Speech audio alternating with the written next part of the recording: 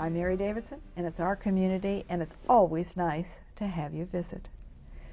Our guest today is Dr. Robert Cohon, and Dr. Cohon is the curator of Egyptian art at the Nelson-Atkins Gallery of Art. Welcome. Hey, thank you. It's nice to have you, Robert. Thanks. I'm so pleased that you're here. We have another, not necessarily a guest, because she's not here, but her last home is something that we're going to talk about, and her name is Meredith. And Meredith is, we don't really know where she is, do we? We have no idea where she is. I hope she's somewhere. I hope so too. But her coffins are now at the Nelson-Atkins Her coffins Museum. are now at the Nelson. And she is about 2,300 years old. Give or take 100 years, yes. But she did leave behind a lot of very interesting materials, and you found her funerary assemblages. Almost the whole thing. It was wonderful. It was a great thing to have come upon, and it's been bringing in lots of families and lots of kids to the museums, lots of faces we haven't seen before. It's a wonderful attraction. But you didn't find it. You've been looking for a very long time. Oh my God, yes. It took about 6, 7, 8 years to find this one. Yes. And I know that Mark Wilson said to you, because you wanted, and he said, Robert, be patient. Well, that's very hard for me to be. But yeah, we were very, very patient, and it finally came our way. And he said to you, if you buy something that's less than perfect, you will regret it, because every time you look at it, the part you didn't like gets bigger and bigger. It's like a bad marriage, isn't it? So we've been very, very lucky. Did you come across things that you liked before you found There were things that I Meredith? liked, I wasn't overjoyed with, and we'd look things over, and they were almost, well, it almost makes it, no, but not quite. And after 3, 4 years, it becomes very difficult, waiting for the right thing to come along, but eventually it did. It was a wait, a very long wait, but well worthwhile in the end. Where were her coffins originally found? In Egypt, probably in the middle of Egypt. In the Valley of the Kings? Or No, not in the Valley of the Kings. Okay. That's she for is guys, not, yeah, and she's not a gal. And this is a little bit after the Valley of the Kings was being used. Well, Hatshepsut is in the Valley of the Kings. She is, and she wound up being a king, much to the disgruntlement of a good deal of the Egyptian population. They weren't going to let that happen again. That's right. But she was found along the Nile, Meredith? Yes, indeed, probably within 4 or 5 miles of it. Was she a noblewoman? We have no idea what her precise status was, but judging by her coffin, she had megabucks. Really? Because yes. It weren't cheap. It was not cheap. Well, I think we probably need to take a look at her outer coffin. Sure thing. First. And there it is. It's a beautiful, beautiful, I guess we should all be pleased to be put away in a coffin like that. Well, I'm not going to go down that road. Okay. I'd like mine to look like a Cadillac or maybe an expensive Lexus. But you know, okay. There were statues of Nephthys and Isis placed outside of her coffin. Yes. Why Nephthys and Isis? Well, they're in eternal prayer for her, and at the same time, it equates her with Osiris. Osiris was the god of the underworld. He was the first one to be mummified. He was the first one to be resurrected. And Meredith wants to be just like Osiris. And Osiris's sisters were Isis and Nephthys. So by having Isis and Nephthys right next to her coffin, that equates his her emissaries with, were there. That equates her with Osiris. So she becomes Osiris. Let's talk about the subject of resurrection. Yes. You know, we think resurrection as a Christian event, but it was before that a Jewish event, and before that an Egyptian event. Oh, yes. I mean, resurrection, that is a transformation of the human into a eternal spirit. Fabulous thing to happen. On a rough day, I could go for that. Well, that's right. talk about that whole concept of resurrection. Why was that so important? Why do you think it was so important to the Egyptians and to the Jews and to the on and on? Because there is no document that explains it. It's a fact, and one must look into themselves to find answers. Speculate. But it's always nice to know that there is not a finite end, I think. One does not want to have your close ones suddenly vanish. It's But nice I think to know that they're still there in some way. The Egyptians had this to a fine point. Oh, yes. In her, outside of her outer coffin, we're going to get back to the outer coffin in just another minute, but on the outside were, of course, Nephthys and Isis, Yes. and there were also Ushebtis. Yes, many Ushebtis. One of the big fears that people had is that when you got into the next world, there would be a radical form of Rooseveltian democracy, and you would be called on to do all sorts of serious backbreaking Which, labor. of course, we didn't do. Well, you'd be asked to do it, and the solution was to have these Ushebtis, and these Ushebtis would magically come to life and say, I'll do the work for you. And so you were buried with up to 300-400 of these. She had a lot of them. Yeah, she had 300-400 of them. I frankly would like to have some in my house when there's some onerous task to do. That's right, that's right. Are they always aqua? They're always, some are made out of faience, some are made out of wood, some have a bluish color, some have a greenish hue, But they're always some have a in that whitish range. hue. But they're, oh really? So Yes. the color is not the most important. Oh, color is important. Each color signifies something different. So the blue is to be associated with wealth. Green is supposed to be associated with the fecundity of the earth, with rebirth. And of course, the deceased hoped that her spirit would be reborn. She must have had big bucks because hers were all kind These of are blue. really nice ones. And there are a lot of bad ones out there. Yeah. The Ushebtis have always a pick in one hand and a hoe in the other? Yes, they also carry a sack over their left shoulders, and that's for seeds. Really? Oh, yeah, So with you're the pick planting, you and the have a lot of work hoe, to they're do. going to farm? They're going to plant It's seeds? involved with farming, it's involved with irrigation, some people associate it with mud bricking, anything that's going to give you a backache by the end of the day. We've you got have picks it, and hoes. we've got it covered. Yes, exactly. What other objects might have been found in her burial chamber? Well, we found her cartonnage, that is the gold that covered her body. We found her 2 coffins. It's quite a lot to find. Did she have any furniture, do you suppose? Oh, no. Or No, furniture? you didn't go with furniture. Not at this period. Not at this period. Not at this period, you don't go with furniture. But King Tut had furniture. He was 1,000 years earlier. He was earlier, Oh, yeah. rather than later. So No, why certainly. do you think that concept changed? She was, Well, it's a matter of space, and it's a matter of great wealth versus really great pharaonic wealth. If you're Pharaoh, you have access to tremendous sums of money and can have a bigger and bigger gravesite. Even if you're very wealthy in Egypt, you're not going to have anything approaching that. But by and large, the pharaohs began losing their furniture as well. so hard times hit everybody. Well, no, it was a different idea of what you were going to be provided with in the afterlife. Ah, You don't have to take everything with you. I see. Some things are provided. Yeah, it's going to be provided for you. On her, I want to go back a little bit to her outer coffin. Yep. And there are all kinds of messages on the outer coffin, Yes. and she is meeting the gods that are important to her passage in the afterlife. Yes, exactly. In her outer coffin with Yes. the Yes, you okay. have 42 judges, and these judges are responsible for making sure you did the right thing in your lifetime. And so before each of them, you have to make some rather powerful statements. For instance, I did not steal any cattle from the temple.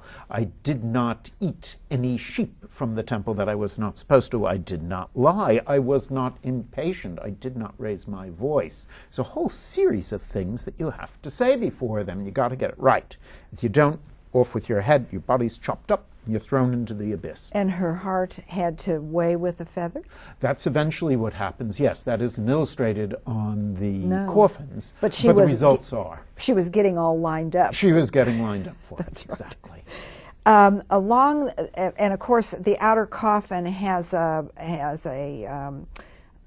vaulted top. Yes, indeed. And along that are a whole ring of dagger-wielding assessor gods. Yes, those are the 42 judges.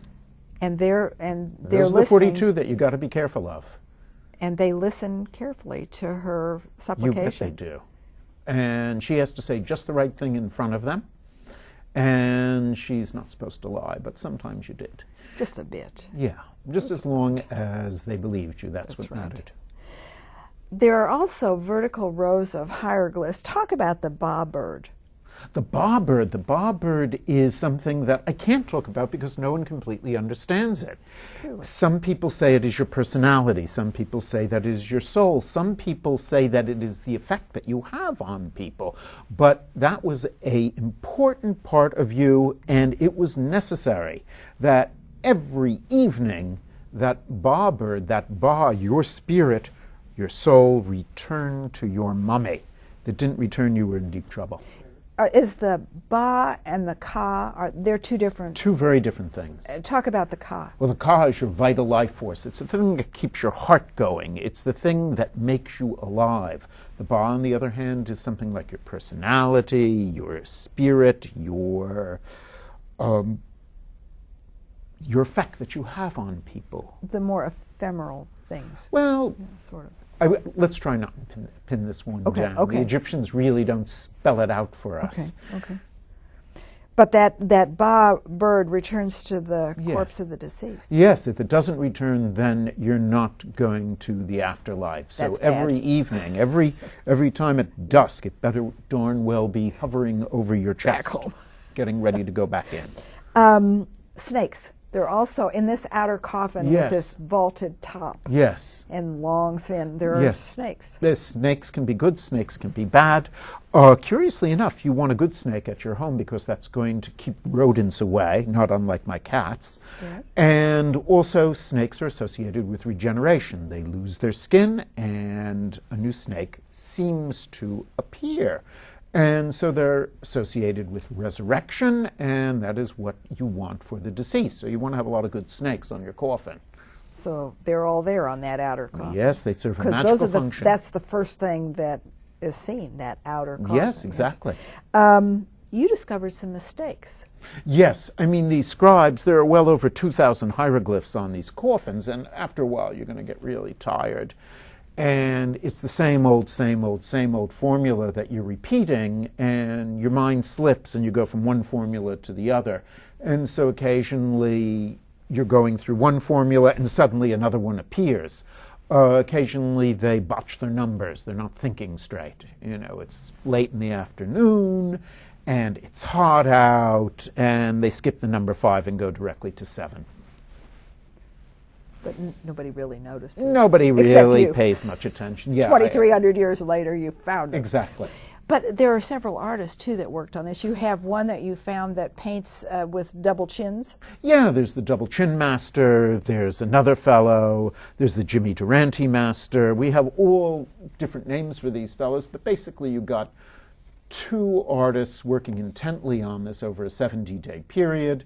And you have, I think, a few apprentices. They're the marks of 2 or 3 apprentices. It takes a while to learn to do this, I would It does take a long time, actually, to learn how to paint this way. But once you know it, there you are. You've got it. It's like riding a bicycle. You never forget. Let's take just a minute to talk about the use of symbolism of color. Yes. Color is everything. That bright yellow that we see on a lot of the coffins, or that reddish yellow, is to be associated with the sun's rays striking the coffin and thereby causing the deceased to come back to life.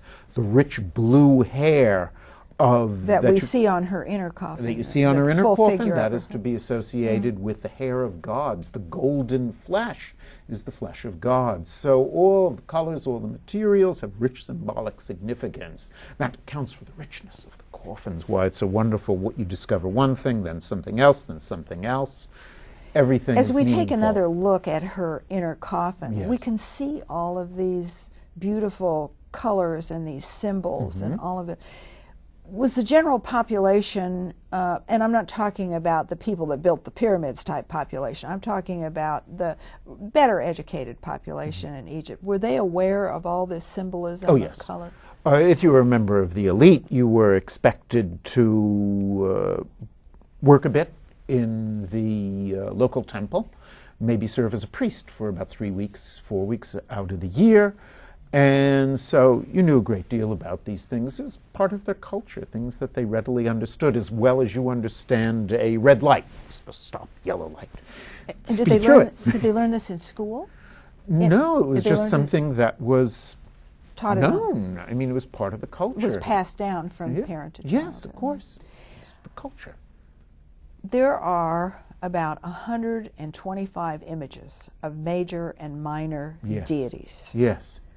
Why so many? Oh, you need all the protection you can get. Each of these deities is responsible for protecting you in the next world, also to help you be reborn in the next world. So you want as much as you can get. That's wonderful. Are there any of them that are more important? I mean, we all have to have Anubis, and we all like Osiris. Yes. But we don't see Hathor.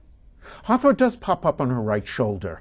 You're right, though. Hathor isn't as prominent, but you do have a striding cow that Hathor is associated with. Sun gods are very, very important because the sun's rays are going to help bring the deceased to life. You have the very first original gods, and then you have generations, one after the other. You have Horus and his children. You need all of them. Boy, I tell you, you can't be without here. Along her rib section, Yes. in her inner coffin, we find Nut.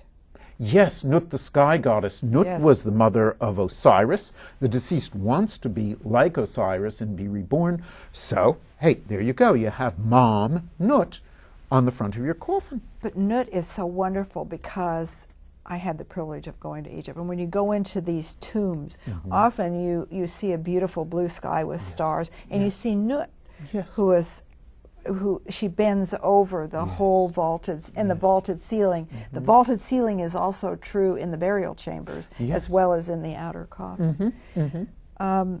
She's extremely important because she causes this. Well, what happens is that the Egyptians felt that at dusk she swallowed up the sun and then gave birth to the sun in the morning. And that's why the sun is red, because of all that afterbirth. And the deceased hopes to be like the sun and be reborn, so you have Nut on the top of your coffin. Resurrection just keeps coming It up does. and coming That's the up. whole point of the coffin. It's a resurrection machine. There are also rams. Rams Yes. on this inner coffin. Yes, rams are very, very puzzling. You have rams in part because rams are associated with fecundity. Fecundity is associated, of course, with generation, and regeneration is what the coffin's about. It also, though, connects up with more powerful forces, the Ba of Osiris and the Ba of Ra. And trust me, you don't want to go down this road with me. But it's a long very one. but it's very important. Oh, Those Christmas. rams Yes, are very, very important. The theology becomes very complex, though. in her covers, and one of the covers of her cartonnage, there were different kinds of metal objects. And one showed all of the sons, it was a long, thin, Yes. and showed all the sons of Horus. Yes, this is her apron. This is not the apron that we use in the kitchen, but rather the apron that covers her thighs and her knees. And this was basically meant to protect her. 8 sons? You have 4 sons, and below the 4 sons, you have the 4 protectors of the sons, including Isis and Nephthys. So, once again, lots of deities, lots Everybody's of protection. back is covered. Everybody. Now, the sons of Horus were to also protect the internal organs of the Exactly. deceased. help me a little bit here, because I know that often the internal organs were taken out and put in canopic jars. Yes, and you want to have them survive into the afterlife as well. Otherwise, it's going to be difficult eating anything, for goodness sakes. So your lungs, your livers, your intestines, your stomach were taken out and mummified, and these deities were intended to. They were meant to protect them. So that everything would be intact. Yes, exactly. We're back to the afterlife again. Exactly. To exactly. resurrection. You can't get into the afterworld if your body isn't intact. Got to have a whole lot of help. Yes, exactly. The shape of the outer coffin and the shape of the inner coffin. Let's talk about shapes. Does the shape of the outer coffin with its vaulted top and its long, of course the size of it has to hold the Yes. Meredith and her head and her all this. Yes. So is there any significance to the shape? The shape has, once again, great significance. From the narrow side, it recalls a hieroglyph for sanctuary, and of course the deceased has been resurrected almost as a god, so it's fitting that the coffin should be like a sanctuary. The dome of it, well, technically dome, the vault of it, recalls the vault of the heavens. And of course the chest is meant to recall the earth, so it becomes a microcosm for the world. And we have a nut again. Yes, you do have a prayer to Nut on one of the sides. Yeah. There is a mask that goes over the mummy. It's more than a mask, it's a helmet. It's meant to preserve the head. It's meant to protect the head. It's a helmet. It's more. What is it made of? It's made of linen that's been, I guess you could loosely say, plastered over, and then gold has been placed over it. On the face. Now the gold skin on that face is very important. Yes, it equates her with the gods. Gods had flesh of gold. So it's a good way to start if you want to become a god, is to have a mask of gold. No kidding, got to have everything at hand here. These coffins are a virtual signboard. Yes. Is there anything is there anything that absolutely has to be there as far as conversation? And there is conversation on these signboards. The hieroglyphics are there as well. The hieroglyphics, most of them simply identify who the gods are and emphasize their presence. Her name is repeated in hieroglyphs some 20, 30 times just on the outer coffin alone. If your name disappears, you don't make it into the next world. Can you read those hieroglyphics that appear on her? Sure. It says that the Osiris Meretritus, born of Meretritus, you stand in prayer, rather you are adoring the god Ra. And then there is a supplication for, you see that bull's head, or that oxen's head, and that duck's head, the supplication for bread, beer, oxen, and some poultry in the next world. So I don't think they were thinking of chicken at this point, more like ducks and geese. And that's for the spirit of Meretritus, and I see the eye of Horus down there. Yes, the eye of Horus. She's equated with Horus, but rather with Osiris at this time. Fascinating. What is the cobra? What is that? The cobra is protecting the sun. Protecting the sun? Oh, yes. You have two snakes protecting the sun. Well, we got to keep Ra in good shape here. Absolutely. Well, I think that's so fascinating. But is there anything that absolutely has to be there? In other words, we're talking here, she's really talking about the ducks and the geese and the... Yes, it's a prayer for food. That prayer must be written, and it's best if somebody says it every once in a while. That helps you to continue your life in the next world. Actually, at the museum, we have the prayer written out so that visitors can say it. This prayer? Yes. Isn't that interesting? Yeah. So this must be there. That prayer must be there. Well, you're going to be awfully hungry if it isn't. We can't have that. What happens if something is left out? I mean, these artists have to be very intent on their job. so that they don't leave anything out? Well, you know, they do kind of wander off once in a while. We saw that they do make some mistakes. There are some grammatical errors that appear here and there. The basic thing is to keep your body well preserved, and then throw in some deities who are going to help resurrect you, have a few proper prayers around it, and you got your basic set. She has about 10 times more than what you need. Truly? Oh, God, well, she wasn't taking any chances. I guess not. Yeah. We can't do that. Let's talk a little bit about these artists. Were they independent contractors? We have no idea. You don't know. We don't But know they their were names. they had to be well trained. They were well trained. Were they older? Do you suppose that, I mean, all these years you've been involved in, yes. Do you suppose that they were taken as children and started to? I think that what happens is that in these early societies, the father has as apprentices his nieces, rather his nephews, and his own children. And it works something like that it is more and more in family. As societies become far more sophisticated, well, then you can move to a better master and you don't have to work with dad necessarily. But dad is usually, if he's good, then the sons are going to be maybe even twice as good. But whoever did these coffins, you think was good? Oh, very good indeed. Yes, good. that's why we got it. Yeah. You've been at this a very long time as an Egyptologist and as a curator.